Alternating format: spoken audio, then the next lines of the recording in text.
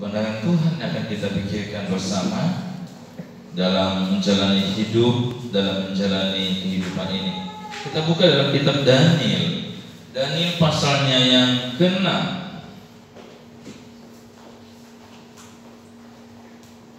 Daniel pasal 6, ayatnya yang ke pertama sampai dengan ayat yang ke-29. Tetapi kita akan baca ayatnya yang ke-11 saja, ya, ayat yang ke-11 saja. Ayat ke-11 saja.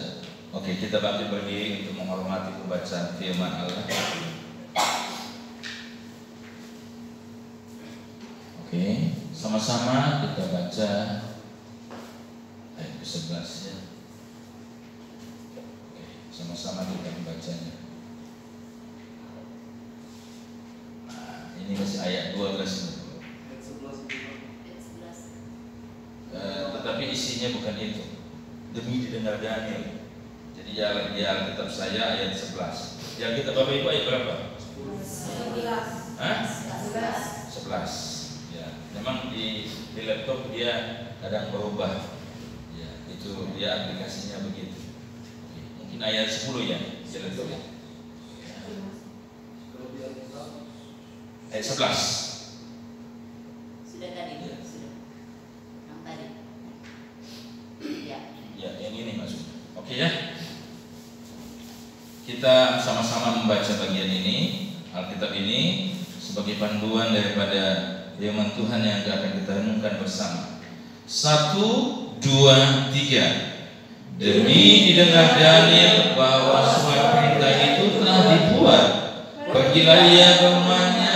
Dalam kamar atasnya ada tingkap-tingkap yang terbuka ke arah Yerusalem.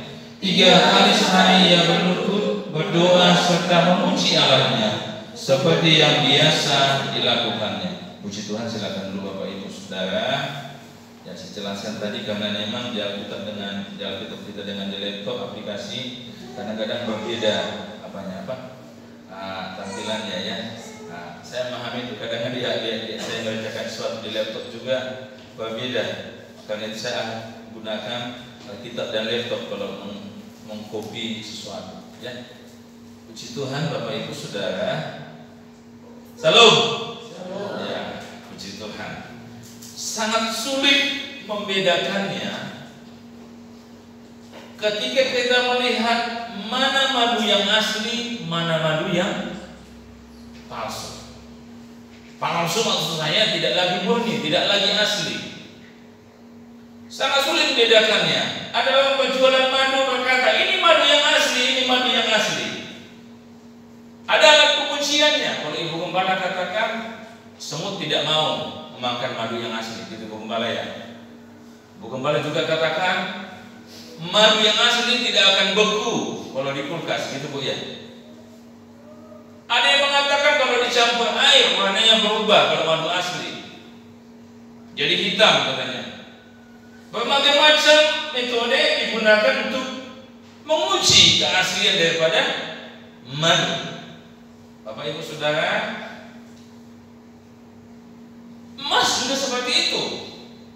Sepintas kalau dilihat emas, ini warnanya sama-sama kuning, tapi emas nggak ini? Ada alat pengujinya sehingga dapat diketahui ini emas atau tidak, ini berapa karat emas. Bapak Ibu Saudara, sangat sulit membedakan juga orang Kristen yang sejati dengan orang Kristen yang sebetulnya tidak sejati.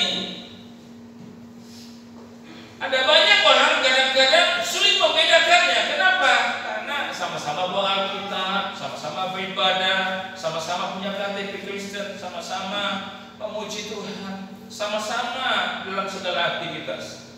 Tetapi pasti ada perbedaan antara orang Kristen yang sejati dengan yang tidak sejati. Tapi kita tidak belajar tentang Kristen sejati atau tidak. Kita belajar tentang sesuatu yang lebih lagi, yaitu karakter Kristen sejati.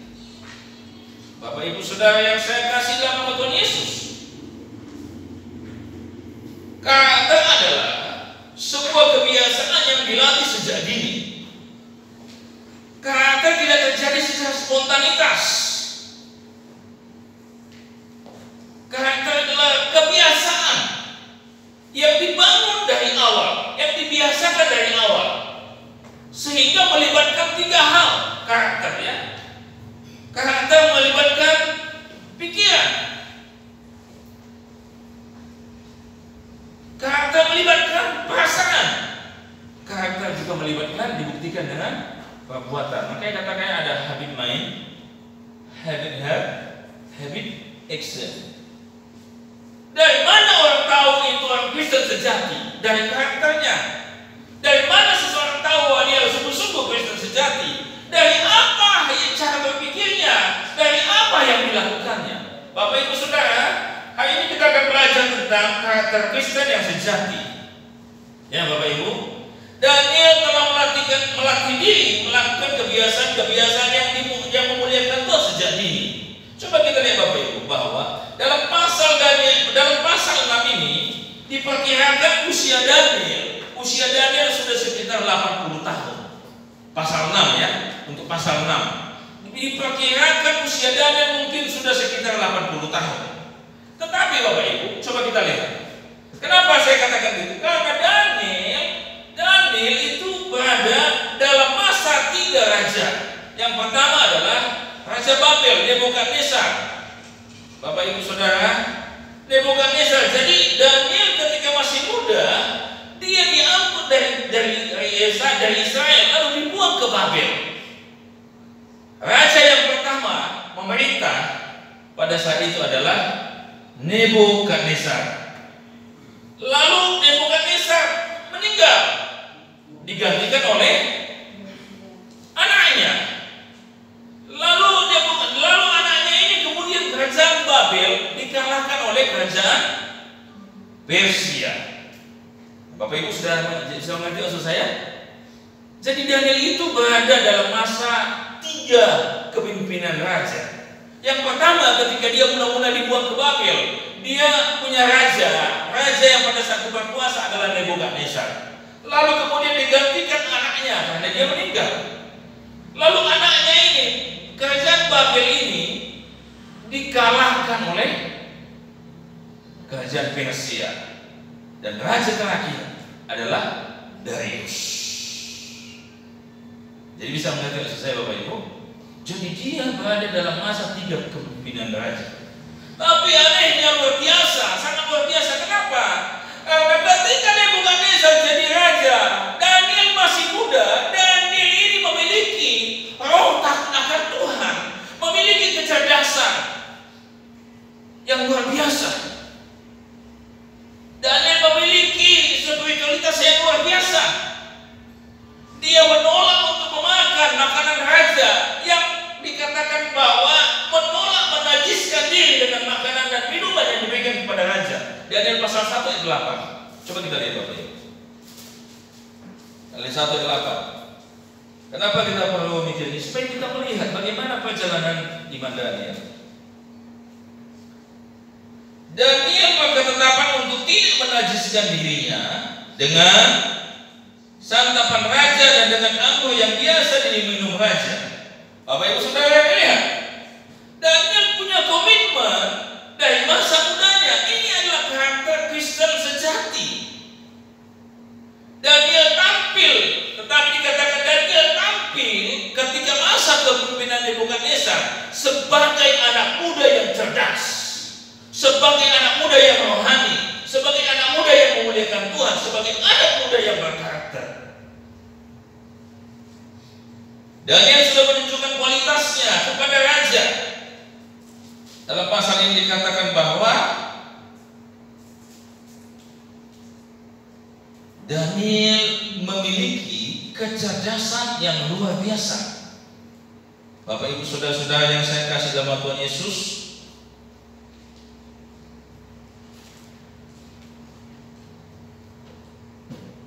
sesuatu yang sangat luar biasa. Dalam bagian ini dicatat bahwa ketika Daniel tidak memakan makanan yang dikhususkan untuk raja, yang biasa dimakan raja dan minuman yang biasa diminum raja, ada kekhawatiran daripada pegawai raja. Apa dikhawatirkan? Dia khawatir Daniel memiliki kualitas yang menurun secara kecerdasan. Tetapi Daniel walaupun dia tidak memakan makanan yang dimakan seorang bangsawan, dia bisa menunjukkan kualitas kecerdasannya yang luar biasa. Kenapa? Karena dia takut akan Tuhan. Bapak ibu saudara-saudara yang saya kasih dalam Tuhan Yesus, dan Daniel pasal 2 mencatat bahwa ketika Nebukadnezar bermimpi, Bapak ibu saudara, ketika Nebukadnezar bermimpi, tidak ada satupun ahli mimpi yang ada di Babel yang bisa menafsirkan mimpinya. Pasal 2. Rupanya Bapak Ibu, di kerajaan Babel ini itu tumbuh subur ahli tafsir mimpi. Ya. Ahli tafsir mimpi. Ya, mungkin yang orang yang main tohil itu mungkin mesti belajar ke orang Babel ya gitu ya. Orang Babel itu ahli dalam menafsir mimpi. Ketika seseorang mimpi, mereka ahli dalam mimpi. Karena itu mereka punya primbon, punya buku tafsir mimpi yang luar biasa. Di samping itu juga mereka punya ahli-ahli yang sangat luar biasa untuk menafsir.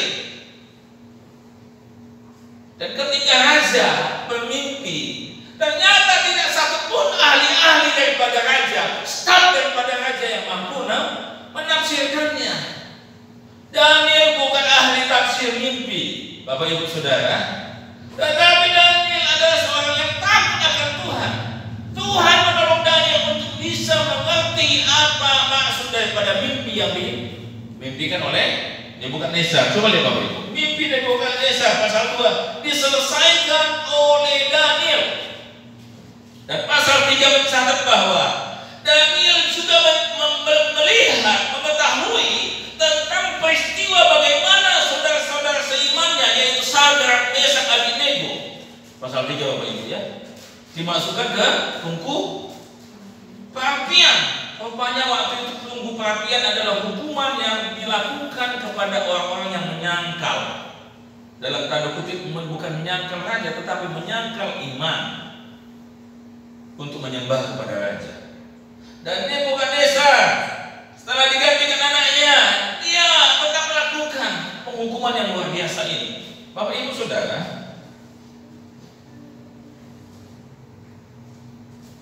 hukum di Babel sangat luar biasa dan kejam.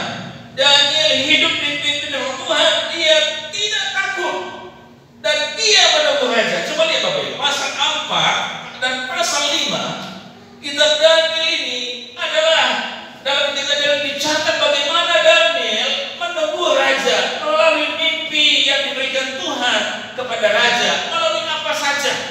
Daniel enggak takut menghadapi sesuatu. Tetapi Bapak Ibu, dari mulai Nebukadnezar diganti oleh anaknya Belshazzar, ya, dia Daniel selalu mendapatkan perhatian oleh raja. Kenapa? Karena Daniel ini memiliki kecerdasan yang luar biasa, sehingga ketika Nebukadnezar raja, Daniel ini dapat posisi jabatan yang sangat penting. Ketika Nebukadnezar mati dan digantikan oleh anaknya, Daniel pun mendapatkan jabatan yang begitu penting. Dan selanjutnya, ketika Babel dikalahkan oleh Persia, Daniel pun diangkat sebagai pejabat penting. Mengerti maksud saya Bapak Ibu? Dia bukan orang Babel, dia orang Israel. Berada di Babel adalah karena dia adalah orang buangan, Bapak Ibu. Tetapi di Babel dia menunjukkan kualitasnya sebagai orang yang takut akan Tuhan. Dan dia diberikan hikmat oleh Tuhan dan memiliki kecerdasan yang luar biasa. Kemudian ketika dia juga berada dalam ketika raja berganti, Nebukadnezar digantikan oleh anaknya, dia pun dapat posisi penting. Kemudian Bapak Ibu, ketika Babel dikalahkan Persia, Raja Persia Darius mengangkat Daniel menjadi orang ketiga di Persia. Bapak Ibu bisa bayangkan orang ketiga di kerajaan, orang ketiga di bangsa, dia setara dengan menteri. Bapak Ibu bisa paham maksud saya? Pertanyaannya, kenapa Daniel mendapatkan posisi yang luar biasa? Kalau memang Daniel adalah orang yang mungkin suka suap, wajar saja Nebukadnezar mengangkatnya. Tetapi sangat aneh, kenapa? Ketika anaknya menggantikan Raja Nebukadnezar, Daniel pun dapat posisi penting. Oke lah, orang berkata mungkin karena di Babel. Tetapi ketika Babel dikalahkan oleh Persia, Persia punya raja yang namanya Darius, bahkan mengangkat Daniel menjadi orang ketiga yang paling berkuasa di Persia. Ini sesuatu yang luar biasa menurut saya. Beda raja, beda kepemimpinan, beda pola, tetapi Daniel tetap dalam posisi yang sangat luar biasa. Nah, ini sangat luar biasa Bapak Ibu ya. Sangat luar biasa. Beda zaman, beda waktu, beda usia, beda pola pikir, beda karakter raja. Tetapi Daniel tetap menunjukkan kualitasnya sebagai orang Kristen sejati. Bapak Ibu, kita akan belajar dalam bagian ini. Wajar selanjutnya Daniel pasal 6. Coba kita kembali ke Daniel pasal 6. Wajar selanjutnya kemudian orang-orang dalam pasal 3, pasal 2, 3, 4, 5 selanjutnya dikatakan bahwa ada orang-orang yang cemburu. Ada orang-orang yang cemburu dan membuat masalah dalam hidup Daniel. Bapak Ibu saudara-saudara yang saya kasih dalam nama Tuhan Yesus, Daniel pasal 6 ayat 3 sampai 4 mencatat bahwa di kerajaan Persia pun ia mendapatkan jabatan penting. Coba kita lihat Bapak Ibu. Ayat 3 sampai 4. Sama-sama kita baca. Ayat 2 mulai. 1, 2, 3. Lalu berkenanlah Darius mengangkat 120 wakil-wakil raja atas kerajaannya. Mereka akan ditempatkan di seluruh kerajaan, membawahi diangkat pula 3 pejabat tinggi. Dan Daniel adalah salah satu dari ketiga orang itu.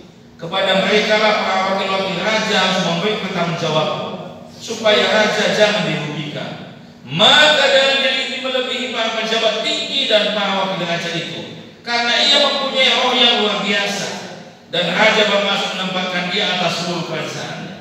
Bapak Ibu bayangkan, raja ganti tapi dia tetap cerdas, tetap hebat. Usia bertambah usia tua, iya. Dan pasal 6 ini diperkirakan Daniel punya usia sekitar 80 tahun. Artinya dia sudah cukup apa? Tua. Tapi kualitas kerohaniannya tidak berubah. Kualitas kecerdasannya pun tidak berubah. Bapak Ibu Saudara yang saya kasih dalam Tuhan Yesus. Dan akhirnya orang-orang cemburu. Bapak Ibu Saudara yang saya kasih dalam Tuhan Yesus, coba kita lihat. Orang-orang cemburu kepada Daniel. Ayat 5, sama-sama kita baca. 1, 2, 3. Kemudian para pejabat tinggi dan wakil raja itu mencari alasan dakwaan terhadap Daniel dalam hal pemerintahan, tetapi mereka tidak mendapat alasan apapun atau suatu kesalahan. Sebab ia setia dan tidak didapati sesuatu kelalaian atau sesuatu. Gak ada kesalahan padanya. Orang-orang coba cari kelemahannya, korupsi nggak Daniel ini. Orang-orang coba cari ini Daniel ini tukang main perempuan nggak? Coba dicari kesalahannya. Daniel ini tukang bawa tangga. Daniel ini melakukan kejahatan nggak? Nggak ditemukan satupun kejahatan yang dilakukannya. Sungguh-sungguh dia bekerja menguntungkan raja. Bapak Ibu Saudara-saudara yang saya kasih nama Tuhan Yesus, jadi perlu sekali saya pikir Bapak Ibu Saudara, tidak ada kelemahan dalam yang ditemukan untuk menjebak Daniel dalam berkaitan dengan hal imannya. Pasal 6 ayat 6 sampai 10. Dicari, tidak ada ditemukan. Nah, Bapak Ibu Saudara, disinilah kelihatan kemurnian iman daripada Daniel. Ia sudah berada di tempat yang aman, nyaman, tetapi dia tidak melakukan kejahatan. Betul ya Bapak Ibu ya? Dia sudah sudah nyaman, dapat jabatan, dapat kekayaan, dapat semua peralatan dalam hidupnya, tetapi dia tidak melakukan kejahatan. Miris hati kalau melihat sekarang ada orang yang mencalonkan diri jadi anggota dewan, jadi aparat pemerintah, jadi pejabat penting, tetapi ketika sudah mendapatkan jabatan melakukan kejahatan. Bapak Ibu Saudara, ini penting sekali. Sesuatu yang luar biasa.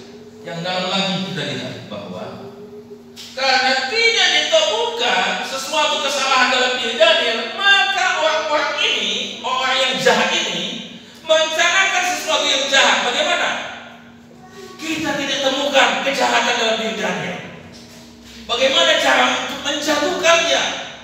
Bagaimana cara membuat dia supaya dia tidak mendapatkan jabatan? Bagaimana caranya supaya menghancurkan karir Daniel? Lalu mereka mencoba membuat siasat politik yang luar biasa, yaitu yang disentuh adalah masalah imannya. Masalah imannya. Bapak Ibu Saudara-saudara yang saya kasih dalam nama Tuhan Yesus, penting sekali. Ayat 6 kita baca 1, 2, 3. Maka berkatalah orang-orang itu, kita tidak akan mendapatkan dakwaan terhadap Daniel kecuali dalam hak ibadahnya kepada Allah. Ini yang dicari. Bapak Ibu Saudara-saudara yang saya kasih dalam Tuhan Yesus, akhirnya dibuatlah aturan bahwa semua orang yang ada di Persia tidak ada yang boleh menyembah Allah lain kecuali hanya menyembah kepada raja dan dewa yang disembah oleh raja. Ini menjadi tantangan bagi Daniel. Tetapi setelah sesuatu yang luar biasa, dia menunjukkan karakter hidupnya sebagai orang percaya yang percaya kepada Tuhan. Pergumulan adalah pemujian, api pemujian bagi Daniel. Apakah ia punya karakter Kristen sejati atau tidak, Bapak Ibu Saudara? Nah, mari kita lihat dalam bagian ini saya mengatakan bahwa Daniel memiliki karakter Kristen yang sejati.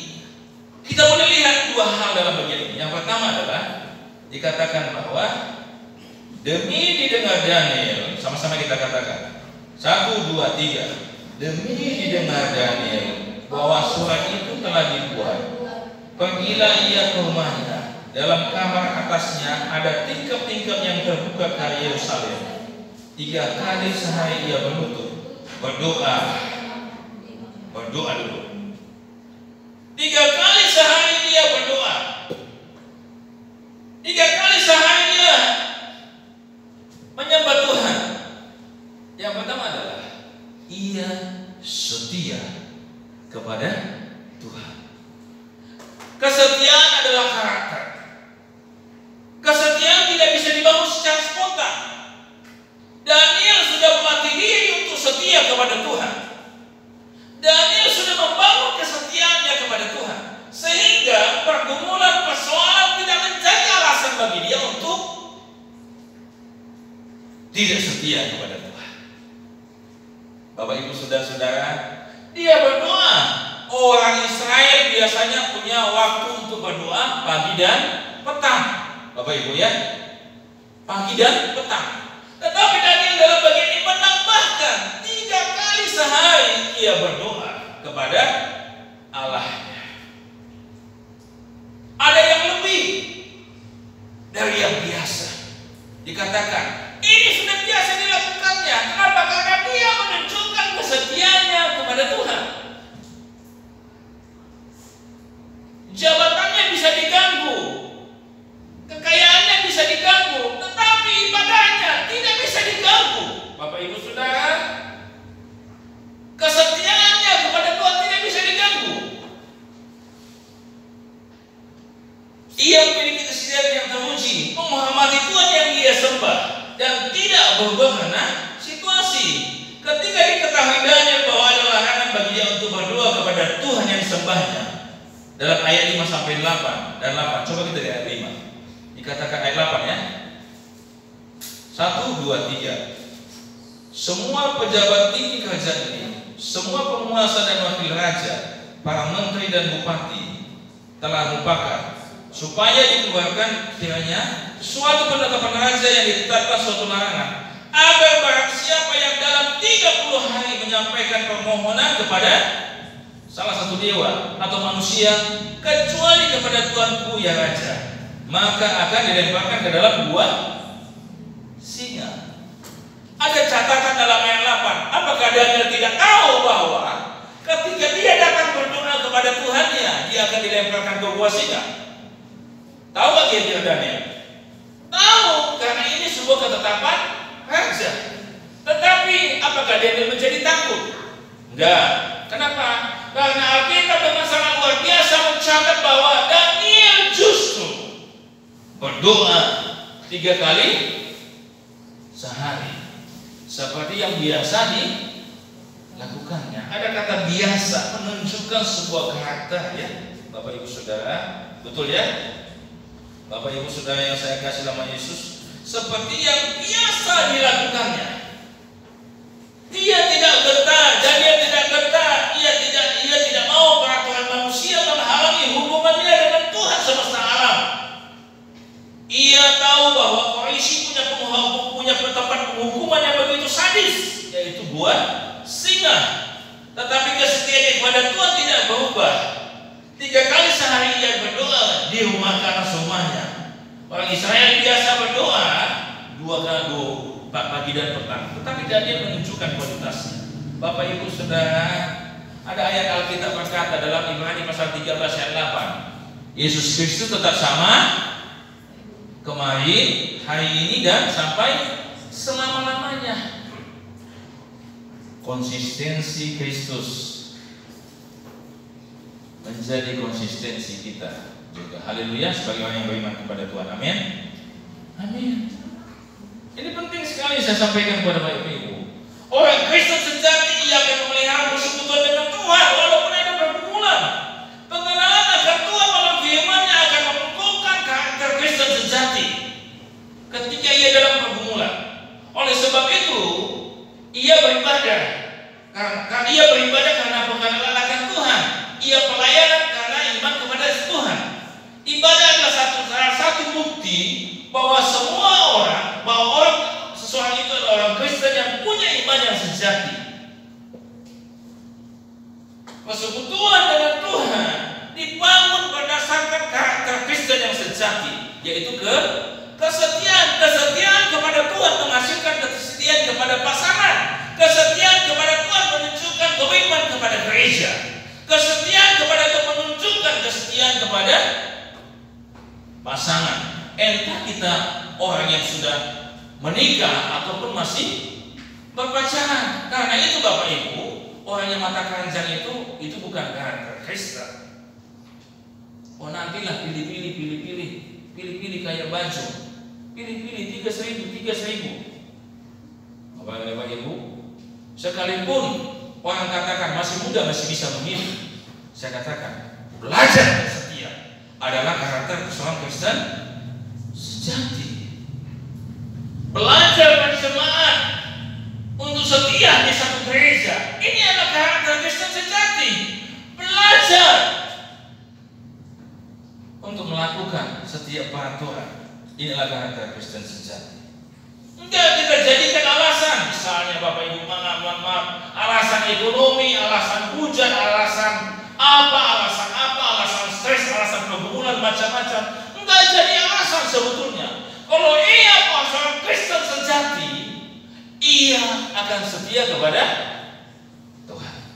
Efek dari setia kepada Tuhan, ia menjadi orang yang bertanggung jawab dalam keluarga, dalam usaha, dalam pekerjaan, terutama dalam imannya kepada Tuhan. Bapak Ibu Saudara, sehingga persoalan tidak menjadi alasan untuk tidak setia. Bapak Ibu Saudara, saya komunikasi dengan seorang teman saya, ya dengan teman Ibu Gembala juga adik kelas kita Bu ya. istrinya selingkuh. Tapi apa katakannya? Sekalipun dia melakukan itu, kalau dia bertobat, saya terima kembali dia. Bapak Ibu, ini hamba Tuhan orang sudah melayani. Tidak gampang. Dua-dua hamba Tuhan, dua-dua istri. Bapak Ibu, nggak gampang kan? Nggak gampang. Tetapi apa kata suaminya? Dia diselingkuh nggak apa-apa. Tapi kalau dia bertobat, saya akan kembali, asalkan menerima dia. Saya pikir ini nggak gampang, betul? Nggak gampang. Saya katakan dari malam lagi pergumulan yang berat ini. Saya pikir pengenalannya akan Tuhan membuat dia menjadi seorang Kristen yang punya karakter sejati, yaitu setia. Banyak orang kadang-kadang rumah tangga karena mungkin kenapa bercerai? Karena sudah miskin, sudah susah, nggak punya apa-apa. Kan gitu ya? Ada? Belum punya anak, sakit-sakitan, kan gitu ya? Kan gitu ya? Betul? Tetapi tidak sedikit juga orang Kristen. Kenapa bercerai? Karena sudah kaya. Ada juga yang seperti itu. Ada juga. Ini mesti diwaspadai. Selalu saya katakan kepada Bapak Ibu, godaan terberat dalam hidup kita bukan ketika kita sakit, bukan ketika kita susah, tetapi ketika kita kaya dan melimpah. Bapak Ibu masih bisa setia beribadah, itu anugerah Tuhan. Ini anugerah Tuhan. Masih bisa setia melayani, itu anugerah Tuhan. Kalau Bapak Ibu masih bisa setia, menunjukkan Bapak Ibu mengenal Tuhan Bapak Ibu yang Bapak Ibu sembah. Kalau Bapak Ibu nggak setia melayani, nggak setia beribadah, nggak setia lakukan firman Allah, artinya Bapak Ibu tidak mengenal Tuhan yang kita sembah dengan baik dan benar. Kalau kita melayani, beribadah, melakukan segala sesuatu dengan sungguh-sungguh dan terpaksa, saya pikir ini bukan karakter. Sehingga orang yang betul-betul punya karakter setia, dia tidak seperti kapal selam, kan gitu ya, timbul, tenggelam, baik beribadah, baik melayani. Karakter Kristen sejati, dia menunjukkan eksistensinya sebagai orang yang setia, komitmennya. Kenapa? Karena dia mengenal Tuhan dengan benar. Mungkin kalau orang yang belum setia, mungkin mesti belajar mengenal Tuhan yang dia sembah dengan baik dan benar, supaya mengerti apa yang telah dilakukan Tuhan, sehingga dia membiasakan diri membangun karakter hidup yang setia. Ya, jadi apa yang kita lihat karakter Kristen sejati dalam hidup Daniel? Yang pertama, Pak,